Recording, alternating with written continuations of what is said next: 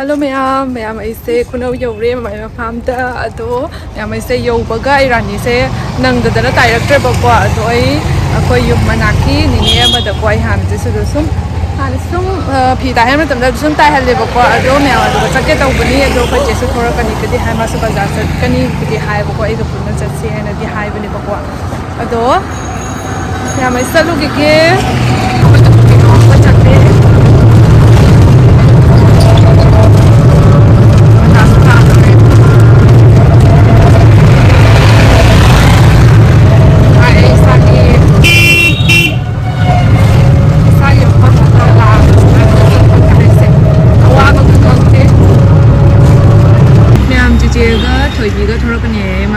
bazaar la ko ngai le ram bi sa ni kai lei ga da bano khang de to thor ko ngai re ni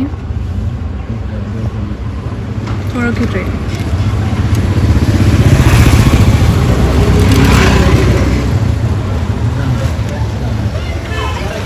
ai ta thoi bi thore lao lao phải xe lên đấy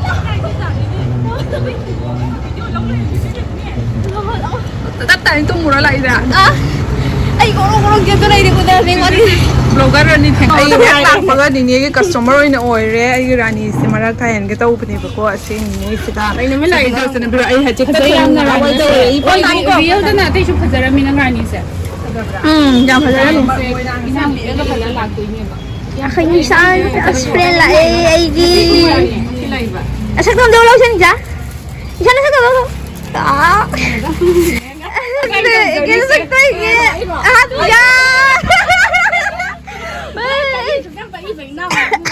ấy à quay cái học tàu điểm cái tàu là cái tàu video đó bây mà là bị tàu gì cái bây mà là bị cái đang đi đang làm đâu ai mình không chuyện đâm bây giờ qua tôi đi nó chắc sẽ thiên lâuวันนี้จังเลยฮัลโหลมายามเคยเห็นซีกรานีพิรามะaduga akoy gi bodyguard to maninda akoy home scenery aduga akoy chatli bazar da khong dum haidari ba ko Nisha gi kari no cosmetic potri khara lai ni hai ai su ATM de pisa ka lo thok da ba lai ba samang ne sira Nisha mau nau thoi bi ni ai di yum da set pa nai suit se dum se la bazar haidari e da tawi se ikai ba kam da khang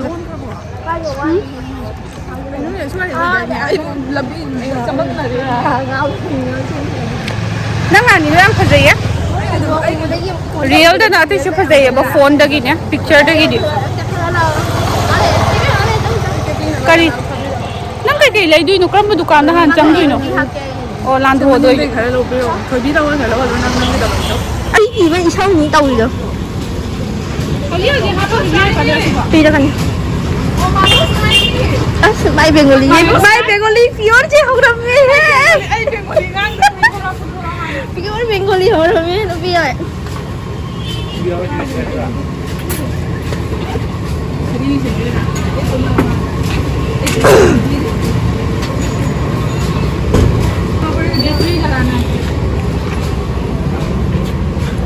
battery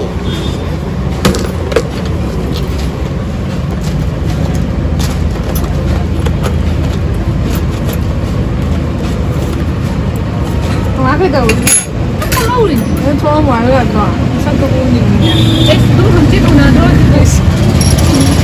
nói việc cái sẽ phản cái lôi giờ đấy cây tàu rồi chứ nè mẹ nung xí khơi bazar se sahi ama matung da lai sao chứ giúp tay đâu có gì đó rồi mà xa đi nên sambun pun pada hap na bagi mẹ sẽ rồi vẫn mà sao khơi gì nhỉ mua mất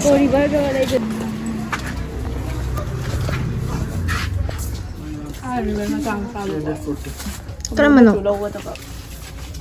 kasih. Mấy đâu rồi?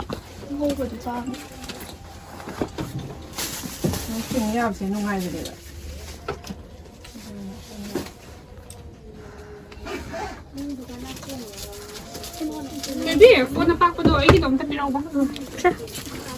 시야라. 상식라간. 이때는 어땠어? 이거 더. 가또 제가 지금 마음에 삼슬릭 거니는 저걸로 봐야 돼. 어디 있으나 이쪽에.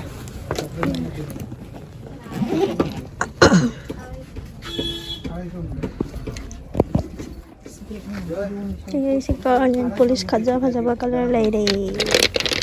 오션이. 제가 따라서. Nisha đi môi bài. Bustini, 송라이는 bustini. Sabi Nisha. Phải bài nhé. Có ngasi thùng bữa đi. Una jara ba. Kali Mandir ni ma'am. Se. Khoi che ga thoi bi ga sat li. Ai na phane se la lak pa se oi phane ai phane ko se ni dana wa bi ai na ka as matung manao ai ni journey chat pa dai phane gom ba ka se cha roi ko. Chang wai ka ko bro. Ya ma sin na khoi nga yon pham sang ni. Ha. Khoi bus ka au da le bro. Đây bra. Cái gì đang đi thì sao chơi nữa? Bây giờ đâu rồi? Anh chú chắc cả đó. Cái nữa? Cây khao liên rồi bà. Nhật bãi phàm sẽ bảo khơi thùng ăn được phàm bắp scar để bảo khơi sẽ ở đó bazaar đó hồi thì phàm bi ở đó sản đạo em đến là khơi ghi rồi đã hay tới nhẹ bạc quá. Khơi thùng ăn đi. Làm phở ở đây mai mà pu sẽ xuống. Ano ito mo? Kaya pikman nila ng pagkaroy. Tuhiman ka rin. Ado to tong na tra bani na tra. Kada tani ma'am ke koi kha yo zare ase kai binti angang ba store ama mai kin mo nam ka yeng ge to bu ni ko. Sala ta sale. Xe này rồi. Kitang store nya ko ro koi ne store nya ba don te. Puro koy ba dadi like. Xe ra, xe bằng bra. Isma yerum ji. Puro Yerum koy ba ji dadi kan like. chao ma. Jerum dadi like. Ai ko ro si ba. Xe này là có cô với Petru xe phải Te đấy. pita kan phara da. Xe lên là ổn chả. Koi chene binti kan bi ase ga number di. Oi ma a gai no. Kokila ben. Kokila di hai ke da vi sei da. Cái là bé này tàu lại. Kokila be lai. Xe bị cái phải đấy nè. Aji na undun phara dro. Sila ro. Sina niya program gi mandoy ba. Asina dum Sila na laura dali uski simple way ba Hoi sila. hoi hoi. Pwesa na. Chị đấy.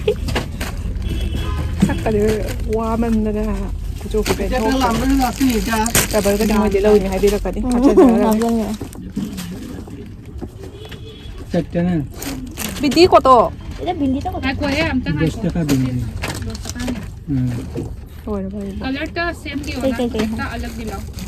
Na, same as. Nang saman bi dur do ba. Higulot ng kalat. Số color. Machuma punna thamdani na machuma na bdo ngauna gera. Ai di ma chu ba ja thi ri ra ai bo. Nate nate. Basta mo siya. Oi che na brush ma su khan pi ri. Pancho na kasi. Na brush aro duita dilaw. Color ta same di ona.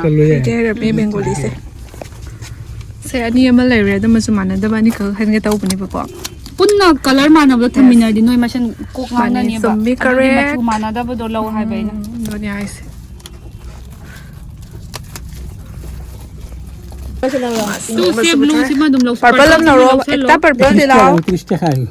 Is. Sigo triste. Bis ticket maje aro. Ai no ni taw ri la si Is ko. 30 taka do tangon gre da. Te 25 to kamai to yenge. Kain ta ni na tang lu so ga do brush ta bo. Ano to? Triste. Kan ja lo do so. Pero. Cái đâu mà xem Cái hành như là mấy vậy. Ni no sẽ sang si. Pura masira. Ai si đó đấy. Khang de do no ngai to di. Ngai me ngai chai ri. Yellow law ro. Yellow se ma wono binanga Wa chenga. na ko chai. Ye blue si nangi borda. Ba se blue si nangi borda. Oi ma. Na ko khara ahan jangi ma chu ani ka khala. Oi ma. Ang for so spy ta ri. Tau gi si papa ni hello. Ai.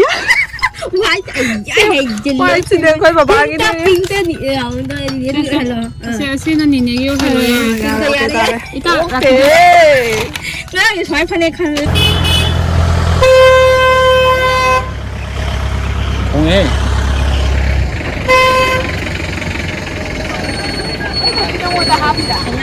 Happy. Ang galing ka ay bye bye.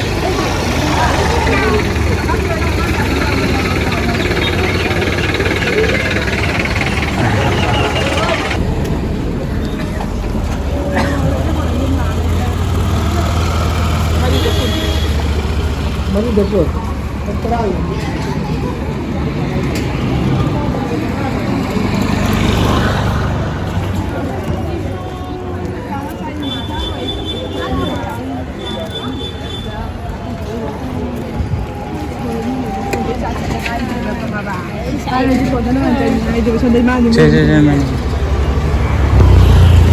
Yang pusaka satu tiga opsi. Ini kasar pusaka ada apa? Ini dadai mata ke ulu yang kita kaku nanti dadai ni Oh kaku ambil cini ni. Dekho na cini ni. dadai nang mo tau gino ni mi sida Isaksi. Totoo. thengnare isan दादा जल्दी जल्दी करो रे हाँ 손들러 와야지 따로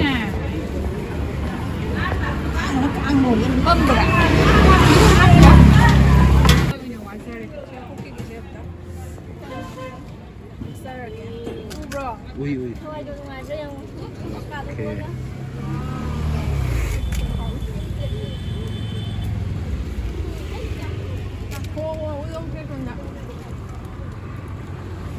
đi bên ngoài thì tôi đi tôi nhìn thấy nhiều sao được làm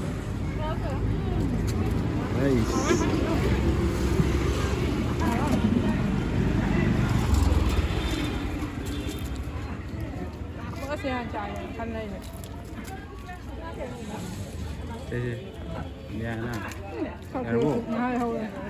얇어 Puskas bicara am haure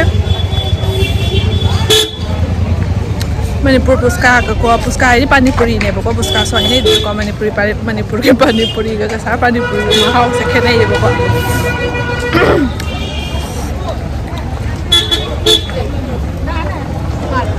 Kau siapa hadlani sangka suta hari ya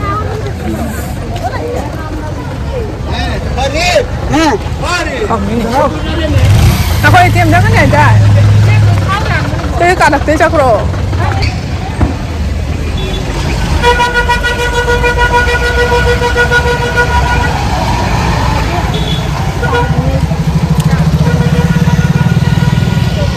Thế khẩu qua xe nói chăng hú bro Cô ra đó nông hàng của khẩu cục tổ hàng một cái đồ Hăng rõ Thôi gì ạ Mẹ em không có anh hữu toàn là hàng hàng mẹ thì khác với quỷ là mình như anh đâu giờ bật tiền đâu bên này thật sự phải chứ hàng mẹ nè đi sang hàng cái cột xấu đó xì lên đã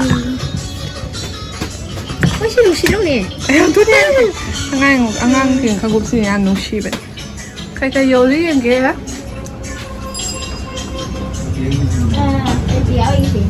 Nên thằng nghề sẽ đi làm lắm được mà bạn chị đi nè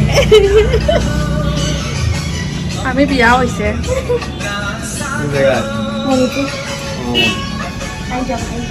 mấy bị áo sẽ itu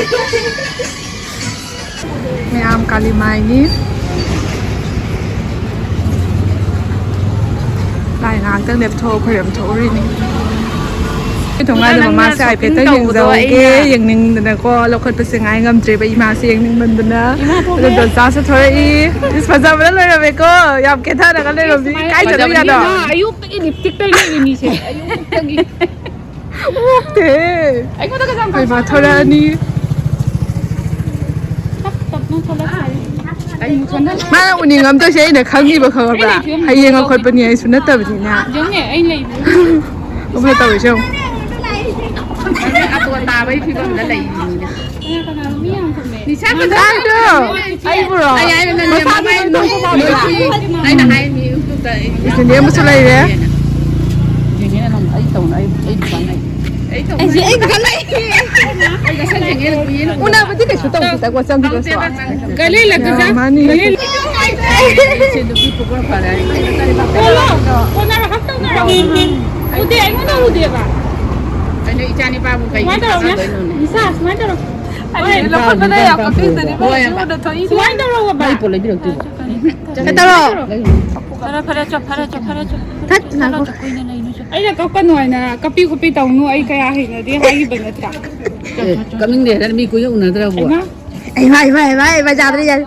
ꯆꯠꯂꯣ ꯀꯨꯏꯅ ꯂꯩꯁꯤ ꯆꯣ ꯃꯃꯥ ꯃꯆꯥꯅꯤꯅ ꯈꯟꯅꯔꯁꯨ ꯉꯁꯤꯒꯤ ꯚꯤꯗꯤꯑꯣꯁꯤꯗꯤ ꯃꯃꯥ ꯃꯆꯥ ꯀꯞꯄꯒꯤ ꯃꯇꯥꯡꯗ ꯂꯣꯏꯁꯤꯟꯖꯔꯒꯦ Lối chân lại cái lối.